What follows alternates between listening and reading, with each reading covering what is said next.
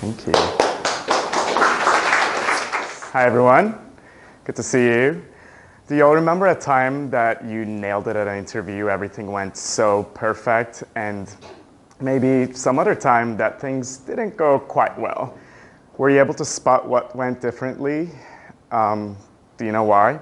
Interviewing for a job is never a piece of cake. It takes courage, extensive prep, and it's a lot of work and a lot of communication skills. When I had my first interview 15 years ago, I wish someone told me about these golden rules that took me a decade to learn. And if you follow these rules religiously, I guarantee you will be able to score your dream job. And you can thank me for it. Today, I'll talk about how to crack the PM interview. But before we get started, my name is Valentine, and I'm the SVP of Product at Bandsintown. For those of you who may not be familiar with Bandsintown, it's the #1 concert discovery app. And based on your specific music taste, we curate a list of live music events, like concerts, festivals, DJ gigs, and things like that. Before Bandsintown, I spent close to 8 years at Facebook, living in India, US, obviously, and Ireland, spanning a variety of different roles. And prior to that, I was at Colgate and Palmolive and IBM. Throughout my career, I probably interviewed more than 2,000 people. And every so often, I come across this stellar candidate who's great, but does so poorly in the interview just because they don't follow these essential rules. So what are they? Let's take a look at it. And also, I want the session to be very interactive. So if you have questions throughout the presentation, feel free to ask. Or as I said before, I'll have Q&A time at the end of the presentation as well. Oh, and one more thing. When I worked at Facebook, we hated fancy slides. It was actually banned. And also Katie, the organizer of this event, asked me to have black and white slides so that they're legible on the camera. So here I am standing in front of you with a series of very ugly slides. But the content is really good, I promise you that. And this is a good crowd. I like it. Keep on the laughs. Yeah, and today's theme is movies, so grab your popcorn. Have you guys seen this movie, The Interview? It's not my favorite, it's a silly movie, but there is a lifetime lesson to be learned in this movie. They actually spent more than half of the movie prepping for this interview. This is the most important rule. If you have the perfect prep, not only you'll be able to answer all the questions, but it will also boost your confidence before and after the interview. Make sure to digest the company website to be aligned with their mission, vision, values, their products and services, right? Google is your best friend. Read every single article, industry news on the topic. Make sure that you definitely check out their competitors. This is so important so that you can position them in the industry and see their areas of development or what they're doing better than their competitors. So this is the most important rule. So now you've made great efforts to prep and you're ready to rock. You start the interview, you have so much to say because you want to prove to them that you are the best fit for this role. So you'll talk and talk and talk. My best advice to you is to pause. Like PMs need to have killer communication skills, so be very succinct. Elevator pitches are always better than a very convoluted proposal with so many details. If you can't communicate your idea in less than 3 minutes, like 2-3 minutes, it's probably not a good idea. Or if you find yourself talking more than 5 minutes, you're probably rambling and not being effective with your communication, and you're not being succinct. When I ask a question to the candidate, I prefer that they pause for 30 seconds, they think about their answer, and they give it to me in one single shot, very succinctly, instead of jumping the gun right away to answer the question and then clutter the communication with unnecessary details. So be very selective with the information that you share. You pause, you reflect, you strategize, and then you communicate. Interviewers like to hear your past experiences and how they are relevant and applicable to the job that you're applying for.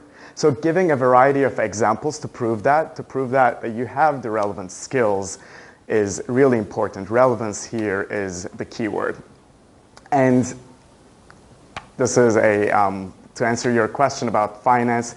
Your question was, I work in finance and I want to be PM. You may think that you don't have the necessary skills, but that's not true. You do, because every job, no matter what you do, you can be in marketing or sales or PM, there will be a lot of transversal applicable skills. Like you definitely managed projects in the finance area. You led a team. You came up with timelines. You did prioritization for your team. Maybe it wasn't in the product domain, but it was in finance, like your question.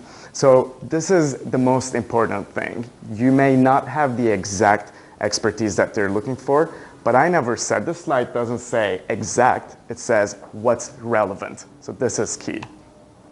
Explain your past roles very clearly, and instead of trying to cover your entire resume, just handpick the ones that are most important. Because they're probably not going to remember the entire spiel anyway, so just tell them 1 or 2 roles so that they will remember it. As you talk about your work experience, it is key to quantify the impact of your past accomplishments. So talk about the success metrics and KPIs. How many people used your product? How much revenue did you bring? What else? How many monthly active users you had? So give me these quantitative measures. The second situation where impact will come into play is prioritization. When you respond to prioritization questions such as road mapping or resource allocation, always focus on the impact of the project. Obviously, there are more factors like the cost, the dependencies, and things like that, but it all starts with the impact. If the impact is not large, you're not even going to continue considering that project. So no matter what job you apply for, it could be a PM or any other job, this is pretty simple. You'll be hired to make a change in that company. You're expected to look at the existing products and services with a fresh and critical eyes in order to generate dozens of new ideas that people didn't come up with so far. When I interview people, I need them to be brutally honest and critical about my product and tell me how they're going to move this platform to the next level. What are the big user issues? They need to surface this.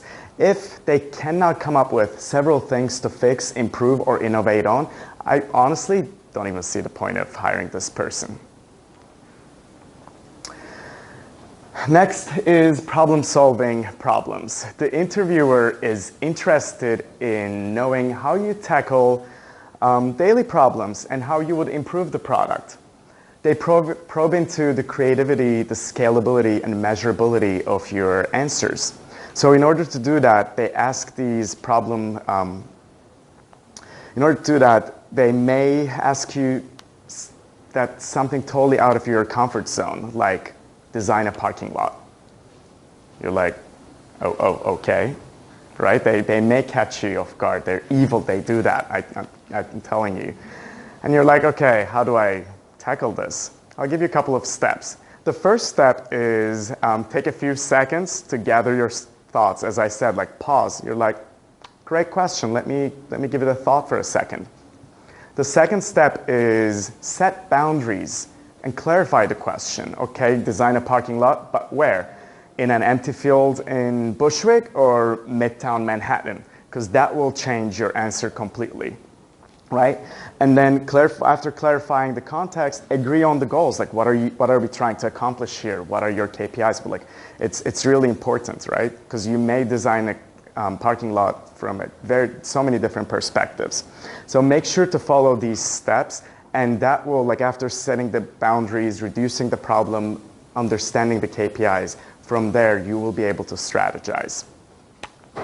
Okay, so here's the most important thing, and I'm going to pause really quick because if there's one single thing you take away from this presentation, it should be this. This is the most important thing. So listen up.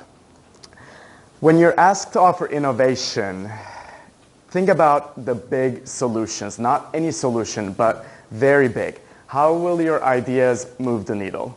I'm going to give you my top 3 favorite problem-solving questions as an example. So in the beginning of my career, I would ask, what would you fix or improve on our platform? And I would get some answers. I would do this, do that, you know. But I'm like, yeah, these are good answers, but the shape or form or placement or color of that button, will that really move the needle, like in terms of engagement, for example? Probably not. So I changed my question. Now I ask, what is the #1 thing to fix or improve on our platform? Because I'm going to stop right now, drop everything I'm doing, and I'm going to work on this problem because it's so crucial that it's getting in the way of user experience or engagement, and it needs to be fixed ASAP. So think big. The second question is, I would ask, give me a product idea to build on our platform. I thought it was a good question, but needed to be rephrased a little bit because I would, again, hear ideas, but not really good ones. So now I ask, what is your $1 million product idea to build on our platform? That means just go back to your Rolodex of ideas and pick the one that's worth $1 million ideas, because I'm not going to settle for anything less. Tell me something that I haven't heard before, or that my competitor is not doing, or that I didn't come up with. And that's why you will be hired more often than not. Like experience, yes, but you may not. If you don't have the experience, you will very well be hired for the creative ideas that you have. Okay, then the last one is I would ask, like, give me a couple of strategies that we can implement to increase our MAU, our monthly active user, our engagement. Again, never get the answer that I really wanted to hear. So now I say, tell me a strategy that I can implement right now that will double the engagement or double the monthly active user in a month. You're like, whoa, okay. So you're not going to give me wishy-washy small stuff. So keep in mind, I've been doing this for a decade. I'm an Olympic interviewer. I know how to ask questions. But your interviewer may not form these questions in these ways, right? And when that happens, I want you to remember me. I want my voice to echo in your head and say, big, big, big, right? So exaggerate the question that you hear and give them your biggest, your $1 million idea. And that's how you solve problem-solving questions. Okay, next. The interviewer wants to see if you're data-oriented or not. They may give you a couple of scenarios, or they may ask you an estimation question. Once I was asked this question, imagine, how many people are sleeping right now? I'm like, woof, okay, that's an interesting one, right? But I'll give you a secret, which I learned recently, or maybe not so recently, but definitely after this interview. The answer doesn't matter. In fact, nobody knows the answer, and the answer changes all the time depending on what time you ask this question, right? So what they want to know is your thought process. Are you able to break down this complex problem and come up with a solution? So I'll give you guys a step-by-step process to talk about your approach. So first, feel free to make assumptions. Again, you need to reduce the problem, and without assumptions, you'll be lost. So in this case, my assumption is average person sleeps 8 hours a day. Fair. And probably they go to bed around 11, they wake up at 7. right? 8 hours. That is my assumption. Average person may or may not be sleeping 8 hours, but again, nobody cares. You make this assumption to move on to the second step. Then you use some logic. You're like, okay, it's exactly 7 p.m. right now, so I'm adding 4 hours, right? So at 11, 4 hours ahead of New York, 4 hours east, people will start sleeping. And then as I go east, that whole region will be sleeping. Are you guys following?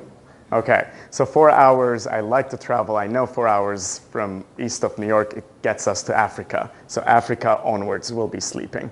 I said in the beginning, 8 hours, they sleep for 8 hours. So I will go 8 more hours. So now the time difference is 12. Then you can use the third step, you can use some knowledge, or you can Google things. My best friend lives in Singapore, so we Skype, and I know she's 12 hours ahead. So, okay, I found it. I found the answer from Africa to Singapore. So basically, think about the map, Africa, Europe, Middle East, half of Asia. That region is sleeping. So it's a matter of Googling the population of that region, and I'll be able to solve the problem. Or your style may be that you like shortcuts, which I like. So you could just say, average person sleeps 8 hours. There are 24 time zones.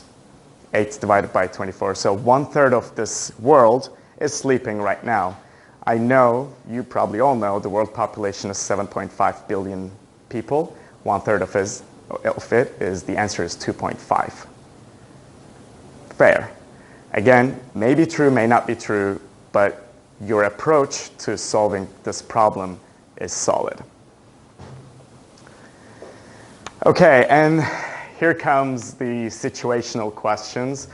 I like these. They're just pain in the butt. The aim here is to probe into your, leadership skills, communication, your teamwork. So they ask you these questions. First of all, these questions sound like, tell me a time you led a team, or you had to resolve a conflict, or you managed a cross-functional project. They try to understand if you have any experience or like an example. So there's only one way to respond to these questions. You need to flex this muscle. If you want to have that perfect beach body, you need to work out. And in order to answer these questions, you need to exercise too. But don't you fret, there aren't thousands of these. Like once you have an archive of 100 questions and you go through them, they will all start sounding similar. So go to Glassdoor, go to Google, find the top 100 situational behavioral questions, print them out, and for the next 10 days, spend an hour before bedtime just answering those questions. 10 questions a day. In 10 days, you will be a master of situational questions. And it's really important that you're not making things up. The point of this exercise is not to create anecdotes and things like that, because I will call you on that. There's always, your face will be, first of all, your face will be very different when you are trying to remember something that really happened versus inventing it, right? Creating it. And also, they may always caught you off guard, like pause, I'm going to double click on what you just said, but how about this? How did you do? So then it will be pretty obvious. So here at this point in the presentation, I always get the same question. I'm waiting for it. No one's asking, so I'm going to answer it. They say, but Valentine, what if I don't have the relevant experience, right? Like someone junior in the last speech said, I never led a team. I didn't manage people. So how am I supposed to answer that question?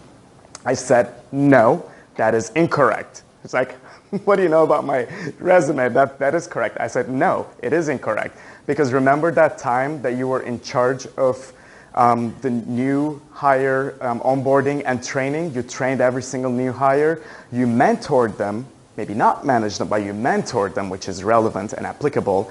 You were in charge of their utilization, productivity, and quality in their job. Or remember that time that you were the team leader in that university, like college project, and you had to manage your teammates. Or think about your volunteer experience. You were the volunteer coordinator coordinating 120 volunteers, like telling them what to do, where to go. Like you were in charge. Maybe you didn't manage them, or technically, but you did coordinate. So always think about these relevant, other applicable anecdotes that you may have.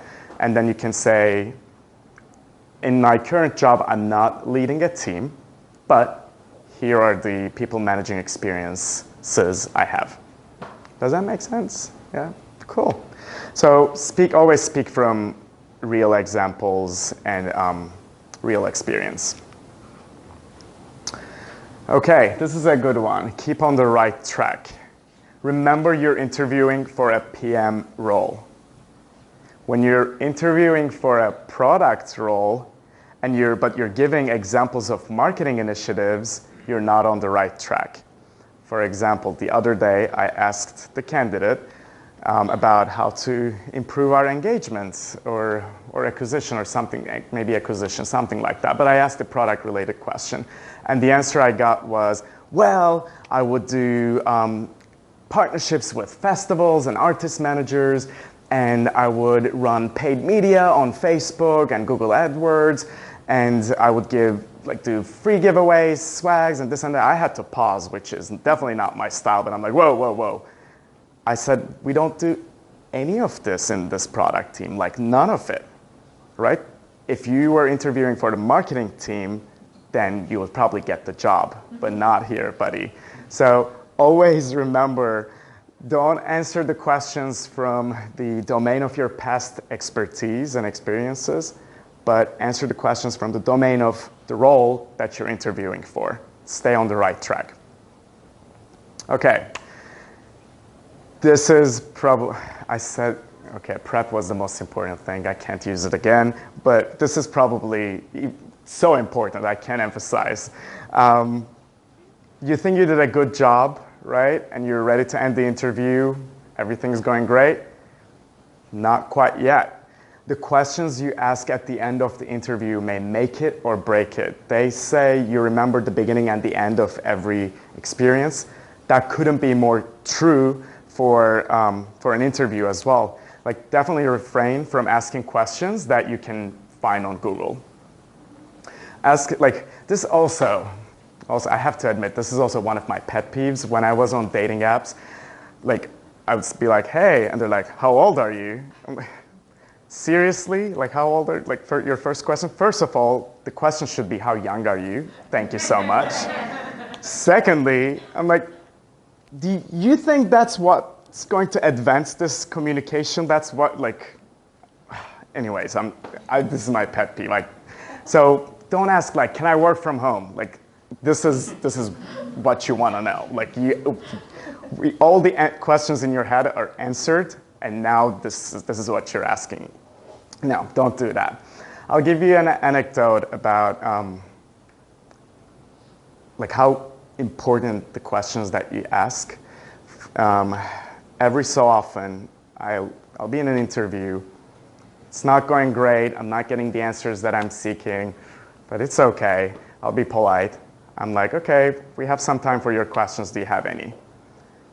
And they'll just give me this amazing question. I'll be like, wow, that's so interesting. What do you think about it? And then another question, and then another question. I'm like, wow, like this, I'm really impressed. And it makes sense, right? Like, when we go into this interview, I know the questions that I'm going to ask you, you don't. So you're screwed.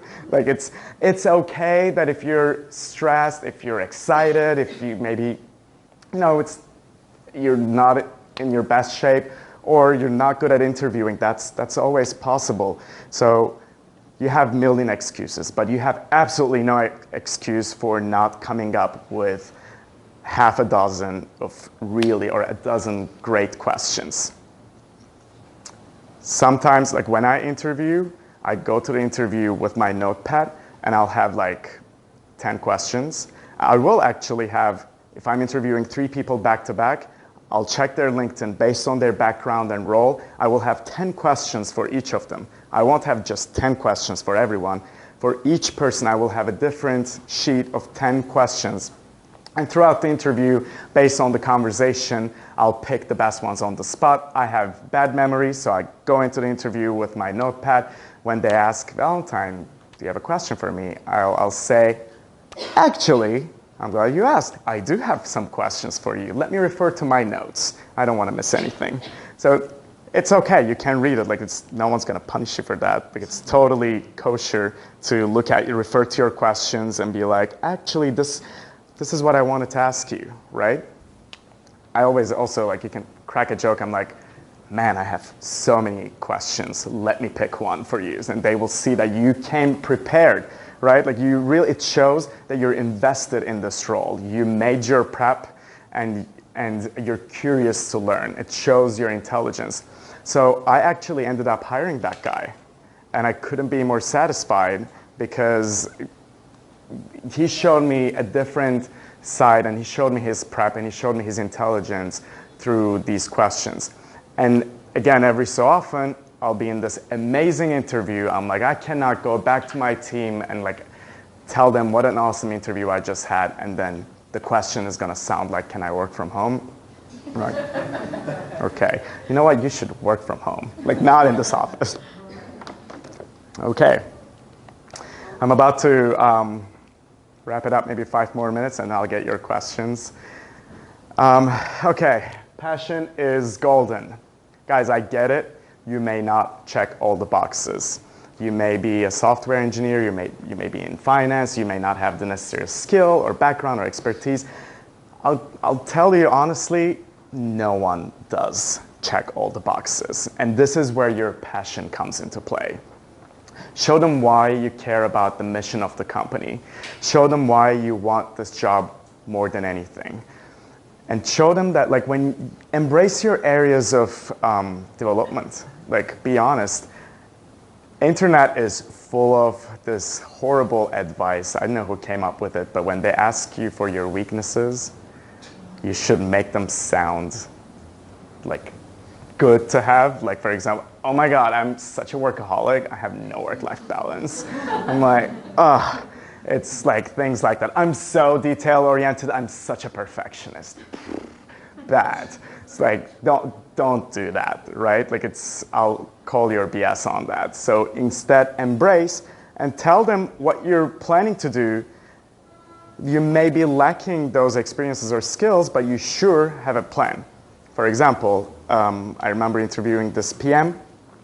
10 minutes into the interview, through asking problem solving or critical thinking questions, I noticed that he didn't have the data skills that I wanted to see for that role.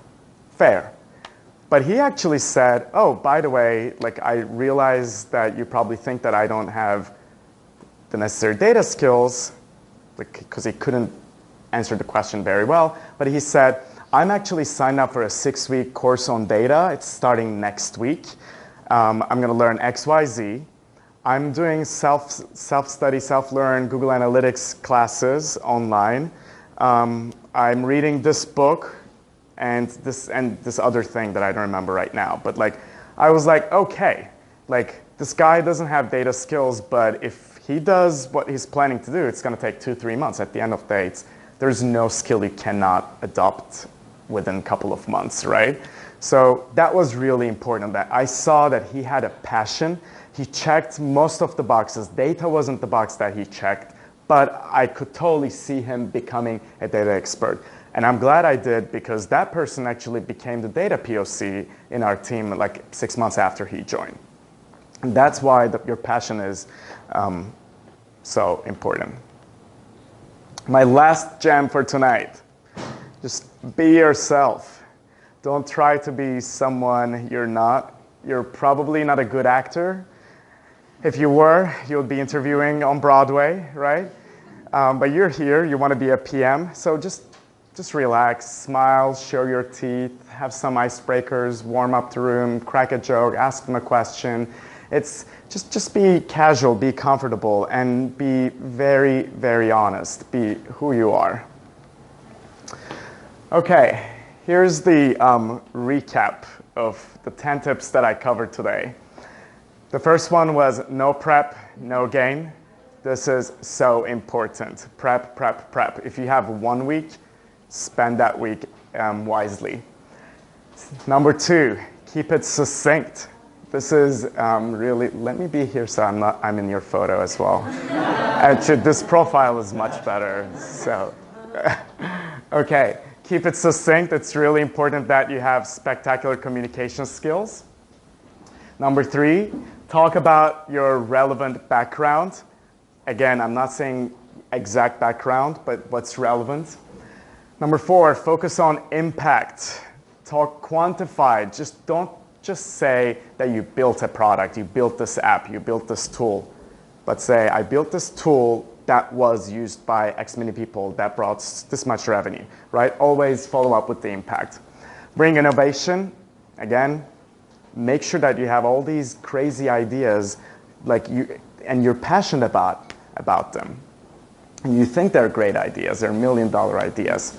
Think about big solutions for problem-solving questions. Again, big, like $1 million. Next, show your thought process for analytical questions. Again, your answer doesn't matter. And think out loud. Don't just give the answer in one sentence, but walk me through your thought process, which is really important. Give real life and personal, I should have underlined this, personal examples to situational questions. And as I said, grab the top 100 questions from the internet and flex that muscle. Stay true to your role. Speak as a PM. My of all time's favorite and biggest pet peeve, ask the right questions. Next, show your passion and be yourself. And remember, you are a rock star. I love that. I always think about that meme, that dog. I'm not sure if you guys know what I'm talking about. That dog goes, who's awesome? You're awesome. Yeah, you got this. Like, have confidence. You have absolutely nothing to lose. If you don't get the job, you'll go to Red Lobster, grab some biscuits, and feel good about it, right? And there's no such thing as missing the right opportunity. The right opportunity is the one you have, so use it wisely. So thank you so much, everyone. It's been such a pleasure. And